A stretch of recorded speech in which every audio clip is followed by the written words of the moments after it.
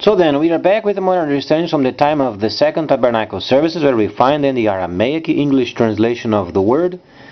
This translation comes from the original manuscripts of the prophets of the Israelic lineage, so then we can understand the time of the end.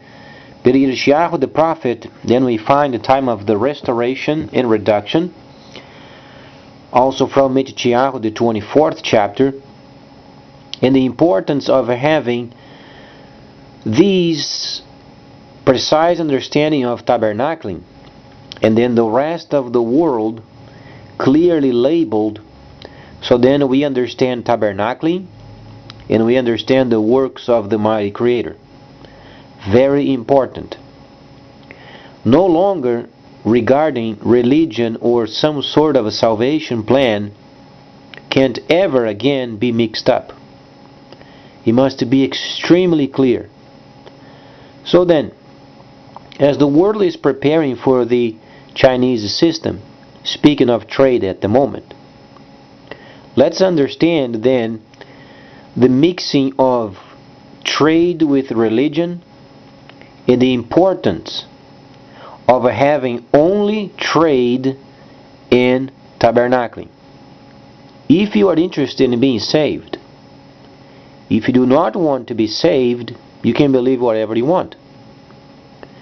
But if you are a person searching for salvation, then there is only tabernacling and trade.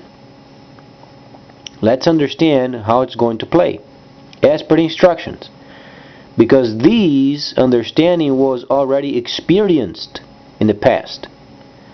So truly, no news. The only news we find is the specific area where the angel explained the knowledge would increase. That's the only distinction available at the moment. We don't find any other relation in any other part of tabernacling, because tabernacling is holy ever since it started. The Messiah came and he completed the spring feast and he became in charge of the Holy of Holies.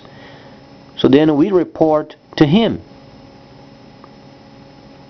There is no more news regarding tabernacling. Holy ever since it started.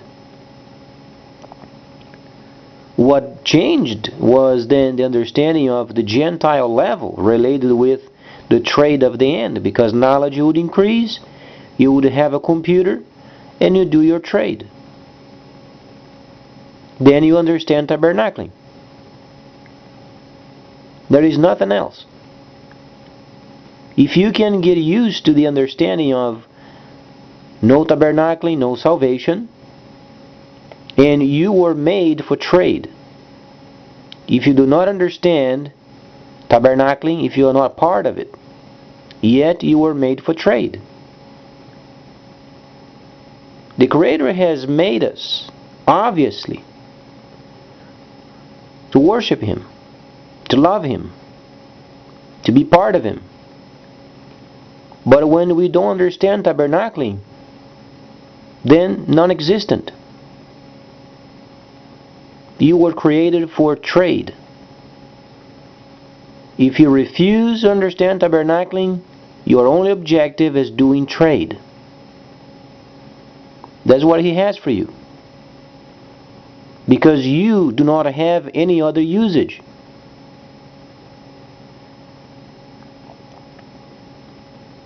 So when you evaluate the understanding of no tabernacling, no salvation, then you understand how important is labeling what is a lie, what is true. There is no Messiah outside of the Holy of Holies.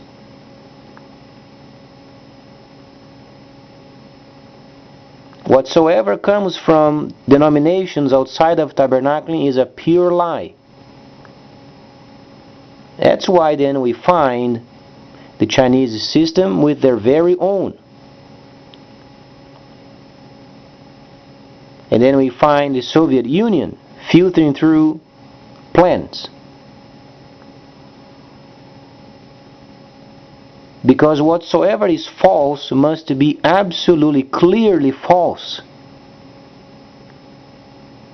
Because when people understand what they believe is false, then they understand the contrary is the Savior and the Creator.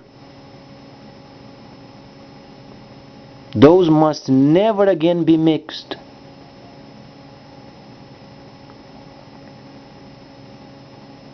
What is tabernacling is holy. What is not tabernacling is unholy. If you are interested in salvation, if you don't believe in salvation, you are fine. If you reject tabernacling, you are fine. You are made for trade.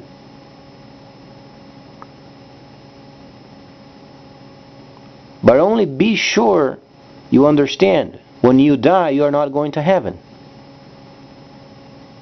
There is only an option: going to the first chamber of death, where you go to torment, awaiting until this earth becomes a globe of fire, where then the first death is thrown in the earth while burning. Thus the second death.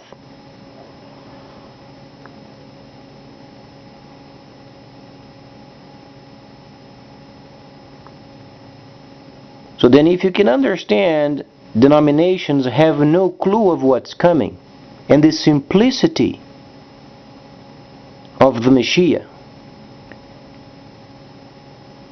speaking his tabernacling, as if the Messiah at this very moment is giving a very clear understanding of what tabernacling is before the world, as if he was coming in a donkey. When the Messiah came to Jerusalem and he sat on a donkey, he was laughed at.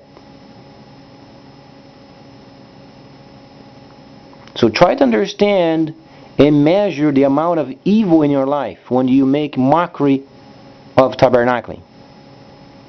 Because when you mock tabernacling, you are mocking the Creator himself.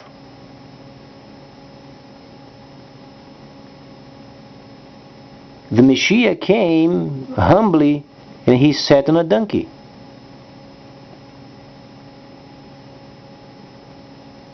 They were expecting a radiating, powerful person of a military background to save the nation and restore the time of Solomon or Shlomo. The Messiah was not interested. He very humbly sat on a donkey and he came to Jerusalem. Very simple. And people, that person is the Messiah? The very tabernacling, the living tabernacling? And they made fun of him. So when the Messiah speaks of his tabernacling, let's listen what he has to say. Because when there is no tabernacling, there is no salvation. There is no heaven to go to.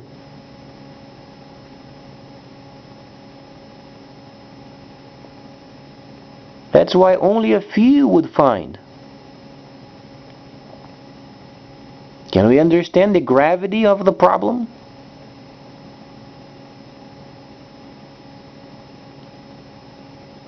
Even if we that do understand tabernacling, if we die without having the actual tabernacling ready to go, so we can be linked in the spirit with the Messiah from the Holy of Holies, we also are going to the first death. Because it's not only hearing, it's practicing. Practicing tabernacling, you have to have a tabernacling. At the moment, we don't have tabernacling. The first tabernacling is in the land of Cush.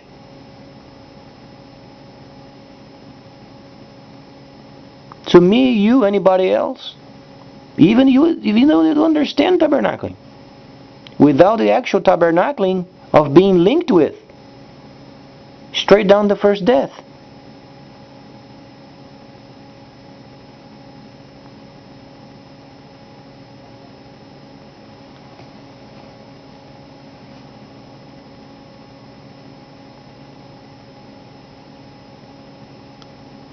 no person in this planet is saved. There is no tabernacling yet. And the prophet Yeshayahu said very precisely, in the land of Cush, tabernacling. If you read from the Hebraic understanding, from the Hebraic translation, you find the time of the restoration period.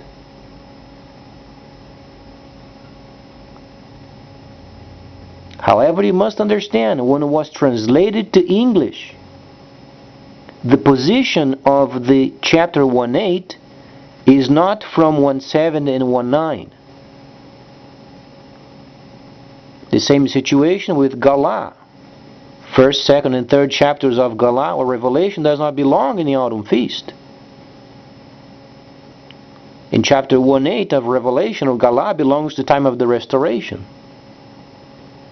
So you have to understand, when you are studying the Holy Instructions, they are not numbered. The translators, translating from the Holy Instructions into another language, they didn't know how to layer those. They didn't know there was a spring feast, then a period of time, then restoration, and then autumn feast. They had no clue. However, when Yohanan was then in charge of the first holy city after the Messiah, he had the Megillas absolutely perfectly in order.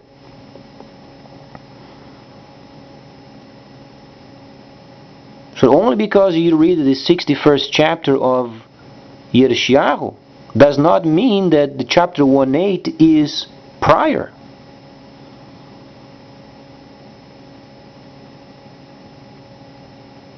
The segment of chapter 1:8 belongs in the 61st.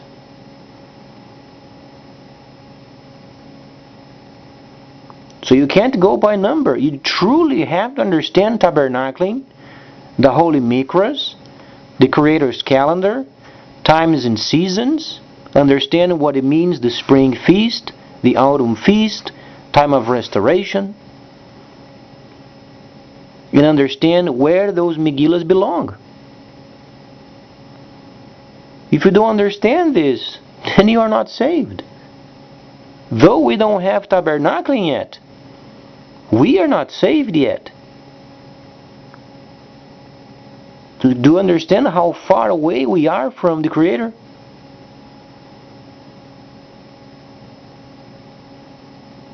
And no person can be saved without tabernacling. If only one person could be saved without tabernacling, the whole plan of salvation would be in jeopardy. So let's make sure we find the holy site in the land of Cush, per the instructions of Yeshayahu the prophet, and start tabernacling. Then people are linked in spirit with the Holy of Holies, linked directly with the Messiah. Then because of what the Messiah has done, in His Spirit we are granted salvation with Him.